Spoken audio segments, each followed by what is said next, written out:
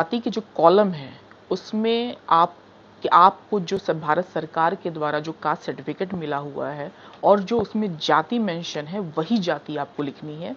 जैसे मेरी जाति कास्ट सर्टिफिकेट में पासी है तो मैं पासी वहां लिखूंगी, तो आप भी वही लिखिए। अब अब कुछ लोग ये बोलेंगे कि भाई अब निजीकरण हो चुका है, सरकारी संस्थाएं बिक गई हैं, तो अब कास्ट सर्टिफिकेट बनवाने का क्या फायदा है। तो मैं ये कहूँगी कास्ट सर्टिफिकेट आपको बनवाना, कास्ट सर्टिफिकेट बहुत इम्पॉर्टेंट है, क्योंकि इसी के आधार पर आपके बच्चे यूनिवर्सिटीज़ में पढ़ सकते हैं, उच्च शिक्षा ग्रहण कर सकते हैं, क्योंकि राइट टू एजुकेशन सिर्फ स्कूल की तक ही सीमित है। और तीसरा, कुछ मैं ये कहूँगी कि हमेशा ब्राह्मणों को गाली देने से कुछ नहीं होगा, उनसे सीखना भी चाहिए कि मुगलों के टाइम में जो मुगलों के डर से वो अपने बच्चों को रात के अंधेरे में पढ़ाते थे।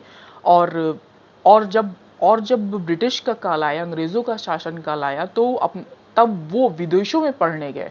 हालांकि और लोगों के लिए उन्होंने बोला कि समुद्री यात्रा वगैरह अच्छा नहीं है, अशुभ है, लेकिन खुद पढ़ने गए, यानी कि उन्होंने पढ़ाई पे बहुत ज़्यादा ध्यान दिया और वो पढ़ने गए। और उसके बाद जब देखिए, जब हमारा देश आज़ाद होता है, तब सारे संस्थान सारी जगहों पे किसका सारी जगह कौन भरता है? सरकारी सारी जगह कौन भरता है? वाइस चांसलर कौन है? जज कौन है? और सेना में जनरल कौन है? वाइस चांसलर कौन है? मीडिया में कौन है? उन्हीं के लोग हैं। सिर्फ 15% कैटेगरी के लोग हैं, मामूली कुछ होंगे SC ST OBC के लोग। तो पढ़ाई बहुत ज़रूरी है।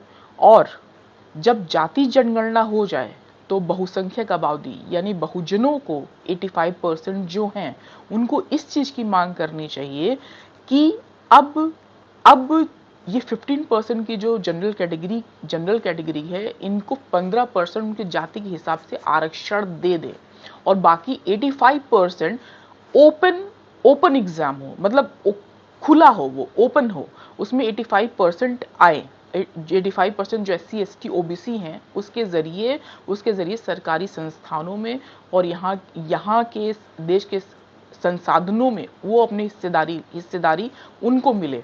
अब मैं हिस्सेदारी की बात कर रही हूँ, मैं आरक्षण की बात नहीं कर रही हूँ, ध्यान रखिए, क्योंकि आरक्षण बहुत हो चुका। अब मुझे लगता है आरक्षण 15% आबादी को दे देनी चाहिए, और अब हिस्सेदारी लीजिए। 85% पॉपुलेशन, अब हिस्सेदारी लीजिए, हिस्सेदारी पे बात कीजिए। ये सारी चीज़ें अमेरिका में भी हो चुकी हैं। जब वहाँ के कट्टर जो वहाँ पे गोरे थे, उन्होंने जब मना किया कि हम ये नहीं मानेंगे कि हमारी आबादी के हिसाब से आप हमें आरक्षण दें, यानी कि वो कम ही थे, नहीं मानेंगे, तो वो लोग विदेशों में जाके बस गए। आखिर जिनके पास पैसा है, धन दौलत है, उनको वो यहाँ क्यों रहेंगे, वो विदेशों में जाके बस गए। इसी तरह यहाँ पे जो सर्वड कैटेगरी है और उनके पास धन दौलत संपत्ति है, तो वहाँ यहाँ रहने की क्या जरूरत है भारत में, अगर आप इस सिस्टम को नहीं मानेंगे तो अच्छी बात है, आप विदेशों में जाके बस जाएं, और यहाँ के पॉपुलेशन को यहाँ के देश के संसाधनों में, सरकारी संस्थाओं में उनके हिस्सेदारी के हिसाब से उनको स्थान प्राप्त हो। इस तरह ये विन विन कैटेगरी होगी, क्योंकि जब यहाँ के साधारण मध्यम वर्गीय सवर्ण कैटेगरी होंगे और गरीब सवर्ण कैटेगरी होंगे, तो उनके लिए 15% आरक्षण पर्याप्त है। तो और इस हिसाब से 85% ओपन SC ST OBC के लिए होगा। तो जब तक आप मांग नहीं करेंगे तब तक कुछ नहीं मिलने वाला। मांग कीजिए अपने हिस्सेदारी के लिए, ना कि आरक्षण के लिए। आपको सब कुछ मिलेगा, बिना मांगे कुछ नहीं मिलता।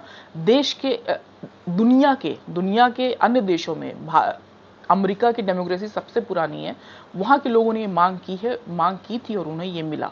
आप भी मांग करेंगे तो ही हो पाएगा। धन्यवाद।